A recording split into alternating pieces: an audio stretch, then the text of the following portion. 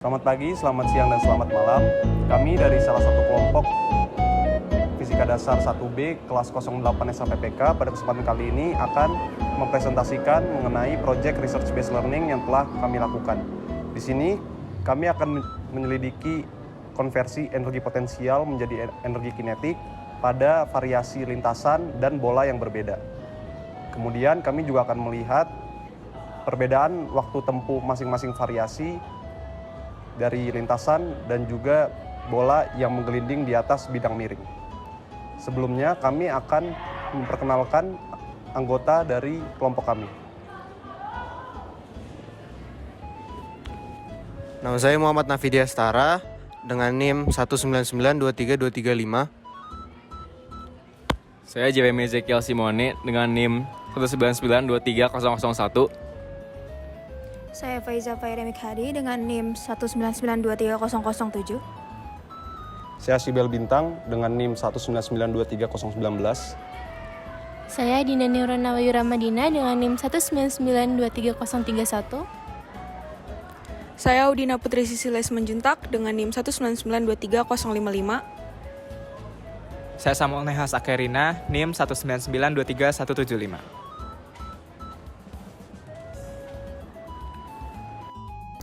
Tujuan dari percobaan ini adalah yang pertama, menyelidiki konversi energi potensial kinetik, vice versa atau sebaliknya, pada peristiwa gerak di permukaan bidang miring dan lengkung. Yang kedua adalah menyelidiki pengaruh bentuk dan kemiringan lintasan pada waktu tempuh benda yang bergerak di permukaan bidang. Yaitu salah satunya adalah pengertian bahwa energi adalah sifat fisik suatu benda atau kemampuan suatu benda untuk bergerak dalam menghasilkan suatu gaya.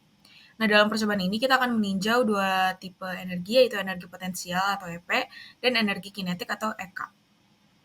Nah, energi potensial atau EP merupakan energi yang dimiliki oleh benda karena kedudukan atau kondisinya. Sementara energi kinetik atau EK merupakan energi yang dimiliki oleh benda saat bergerak. Karena bola dan kelereng akan mengalami gerak garis lurus, maka akan terdapat energi kinetik translasi atau yang akan kita simbolkan sebagai EKT. Karena digunakan benda berbentuk bulat, yaitu kelereng dan bola bekel, maka benda tersebut akan berputar pada porosnya yang akan menghasilkan energi kinetik rotasi atau yang akan kita simbolkan sebagai EKR. Selanjutnya kami akan membahas tentang metode percobaan. Berikut desain alat yang kami buat untuk percobaan ini. Di sini kami membuat sebuah alat untuk mengetahui konversi energi berbagai jenis bola, yakni kelereng dan bola bekel, dengan memvariasikan bentuk lintasan pada model menjadi 3 bentuk, yakni bidang miring, bergelombang, dan lengkung atau sikloid.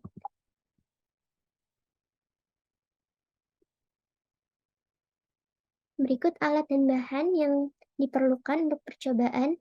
Yang pertama, kita perlu kelereng dengan diameter 1,5 cm, bola bekel dengan diameter 3 cm, kardus, gunting, cutter, penggaris, lem tembak, isian lem tembak, cutting mat, pensil, meteran, busur, neraca, aplikasi tracker, kawat, dan duplex. Berikut merupakan prosedur untuk melaksanakan percobaan.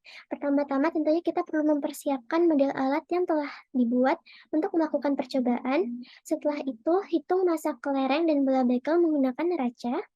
Ambil data terkait waktu yang dibutuhkan oleh kelereng dan bola bekel untuk tiba di tanah ketika dijatuhkan pada ketinggian tertentu menggunakan aplikasi tracker untuk mengetahui nilai gravitasinya. Setelah itu, letakkan bola bekel di atas ketiga lintasan dan tahan menggunakan penggaris.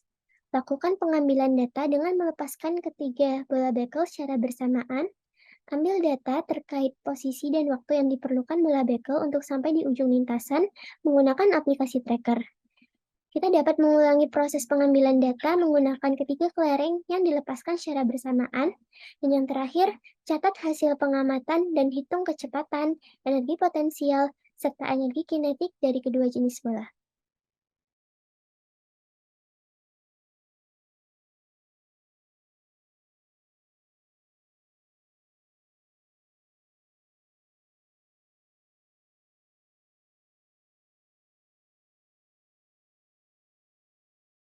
Berikut adalah data keadaan yang kami gunakan untuk percobaan ini.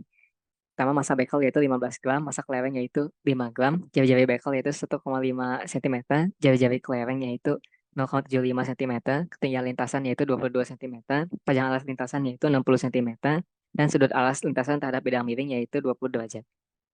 Nah, ini adalah data percobaan yang kami peroleh. Kami menganalisisnya menggunakan aplikasi tracker. Cara kerjanya secara garis besar sebagai berikut. Nah, jadi dalam aplikasi tracker ini, kami mengupload video percobaan, di mana di aplikasi kami mengklik posisi bola setiap frame pada video, sehingga aplikasi ini akan mencatat ketinggian dan jarak horizontal berdasarkan waktu dari bola tersebut. Data-datanya seperti berikut. Nah, terdapat jarak horizontal, jarak vertikal, dan waktunya. Berikut adalah data bola bekel pada lintasan lurus miring, lintasan bergelombang, lintasan melengkung. Kemudian data kelereng pada lintasan lurus miring, lintasan bergelombang, dan lintasan melengkung. Berdasarkan data yang telah didapatkan dari bagian 4.4 pengambilan data, dapat ditentukan percepatan gravitasi dengan menggunakan persamaan GLBB, gerak lurus berubah beraturan, yaitu Y sama dengan setengah GT kuadrat, dengan mengasumsikan tidak ada hambatan udara selama bola jatuh bebas. Dengan G sama dengan 2Y per T kuadrat didapatkan dari data Y itu adalah sebesar negatif 1,787 dan T sebesar 0,6 second. Sehingga didapatkan besarnya percepatan gravitasi adalah 9,931 meter per second kuadrat.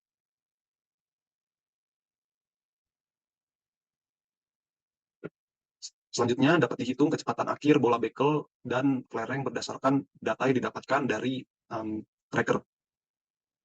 Vx akhir dan Vy akhir didapatkan dari mengambil gradien kurva X dan Y terhadap waktu pada posisi X dan Y saat bola tepat akan menyentuh bagian paling bawah lintasan. Yang pertama di sini akan dicari kecepatan akhir bola bekel pada masing-masing lintasan. Lintasan yang pertama adalah lintasan lurus miring, didapatkan Vx aksen dari data tracker yaitu 1,167 meter per second dan Vy aksen sama dengan negatif 0,365 meter per second.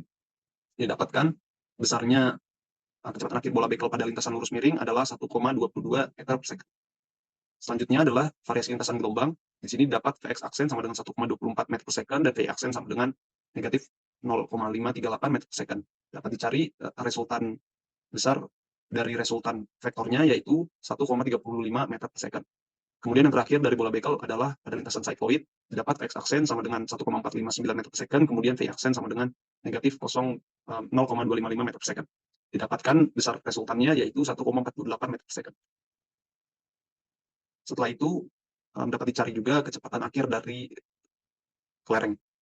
Yang pertama pada lintasan lurus miring didapatkan kecepatan akhir X dari kelereng perlintasan lurus miring itu 0,94 meter per second dan Vy aksennya negatif 0,42 meter per second.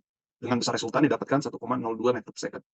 Selanjutnya pada lintasan gelombang Vx aksen didapatkan sama dengan 1,142 meter per second, kemudian Vy aksen sama dengan negatif 0,5376 meter per second. Didapatkan besar resultan dari kecepatan akhir kelereng pada lintasan gelombang yaitu 1,26 meter per second. Kemudian yang terakhir adalah lintasan cycloid. Didapatkan Vx aksen sama dengan 1,579 meter per second dan Vy aksen sama dengan negatif 0,268 meter per second. Dengan besar resultannya adalah 1,6 meter per second. Dari kecepatan akhir bola bekel dan kelereng yang didapatkan, kita dapat nantinya menghitung energi kinetik akhir dari bola bekel dan kelereng pada masing-masing lintasan. Yang pertama, ditentukan energi potensial dan energi kinetik bola bekel pada lintasan yang berbeda. Tepat saat bola menyentuh permukaan bawah lintasan, energi potensial sama dengan 0. Setelah itu, kita dapat menentukan energi kinetik teoritis sama dengan energi potensial awal dari benda. Diasumsikan tidak ada energi yang hilang pada energi kinetik teoritis. Sehingga kita dapat menentukan energi potensial awal benda menggunakan EP sama dengan MGH, yaitu 0,015 massa dari bola bekel dikali 9,931, yaitu percepatan gravitasi, kemudian ketinggian saat bola dilepaskan 0,22. Didapatkan energi potensial awal benda adalah 0,033 Joule. Energi kinetik teoritis, sehingga energi kinetik teoritis sama dengan energi potensial awal, yaitu 0,033 Joule. Selanjutnya ditentukan energi kinetik eksperimen dari bola bekel. Yang pertama, pada lintasan lurus, energi kinetik akhir dari bola bekel dapat dicari menggunakan EK aksen sama dengan setengah MV aksen kuadrat ditambah setengah IW aksen kuadrat, yaitu energi kinetik translasi dari bola bekel, kemudian energi kinetik rotasi dari bola bekel. Di sini kita dapat mengeliminasi R kuadrat sehingga energi kinetik akhir dari bola bekel pada lintasan lurus didapatkan 0,01562 Joule. Pada lintasan yang bergelombang didapatkan energi kinetik akhir dari bola bekel adalah 0,01913 Joule. Kemudian pada lintasan cycloid, energi kinetik akhir dari bola bekel adalah 0,02299 Joule dengan menggunakan kecepatan akhir bola bekel yang sudah dihitung sebelumnya. Selanjutnya, dapat ditentukan konversi energi potensial menjadi energi kinetik dari kelereng. Sama seperti sebelumnya, tepat saat kelereng menyentuh permukaan bawah, energi potensial akhir sama dengan 0.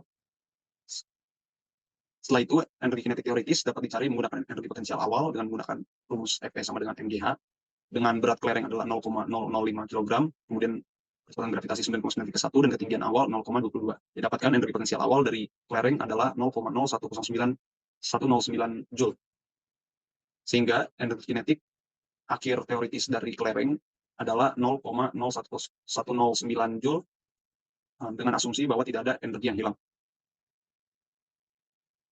Kemudian dapat ditentukan energi kinetik eksperimen dari kelereng pada tiap lintasan. Yang pertama lintasan lurus, energi kinetik akhir dapat ditentukan dengan menentukan jumlah dari energi kinetik akhir translasi kelereng, kemudian juga energi kinetik akhir rotasi kelereng.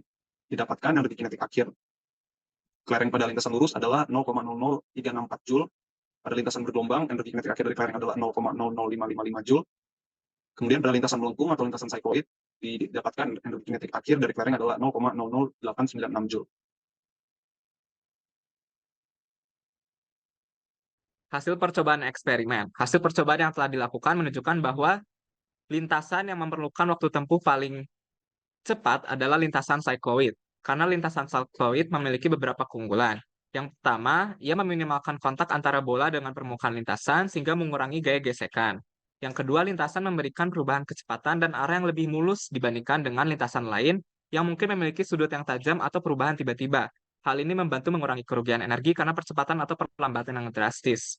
Ketiga, lintasan cycloid sendiri sudah sesuai dengan prinsip Bragg-Stokron, di mana bola mengalami percepatan maksimum sepanjang lintasan sehingga kecepatan translasi dan sudut bola juga maksimum. Lintasan bergelombang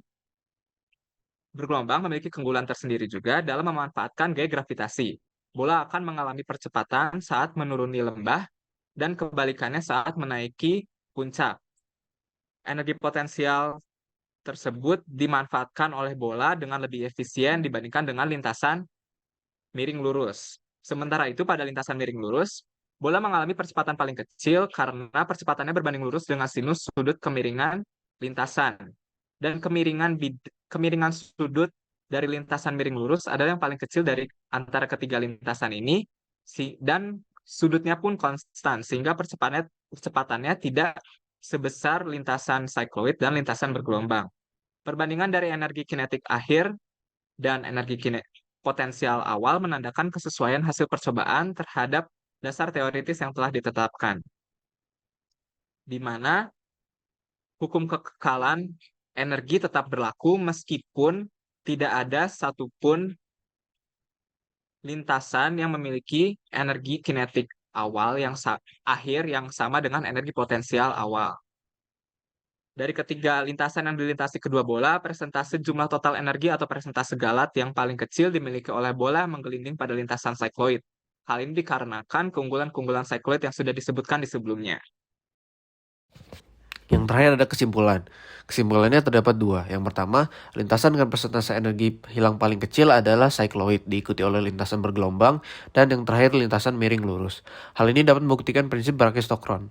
Energi potensial yang terkonversi menjadi energi kinetik pada lintasan didapat hukum kekekalan energi yang masih berlaku, walaupun sebagian energi potensial terkonversi menjadi energi yang lain. Waktu tempuh yang paling singkat untuk kedua bola mencapai ujung lintasan dilihat dari hasil pengamatan tracker didapat oleh lintasan cycloid, diikuti oleh lintasan bergelombang, dan yang terakhir adalah lintasan miring lurus. Tapi, waktu tempuh tercepat diraih oleh bola kelereng. Terbukti kemiringan sangat berpengaruh terhadap durasi waktu tempuh bola menggelinding. Semakin besar sudut dan kemiringan lintasan, semakin besar percepatannya. Sedangkan bentuk atau ukuran diameter berbanding terbalik. Semakin besar diameter bola pejal, momen inersianya semakin kecil, sehingga bola kelereng memiliki percepatan lebih besar karena lebih kecil. Sekian video presentasi kami. Kami dari kelompok 2, kelas 08 Fisika SAPPK mengucapkan terima kasih sebanyak-banyaknya telah menonton dan mendengarkan pembahasan tugas besar RBL kami. Dan selamat pagi, selamat siang, dan selamat malam. Terima kasih telah menonton.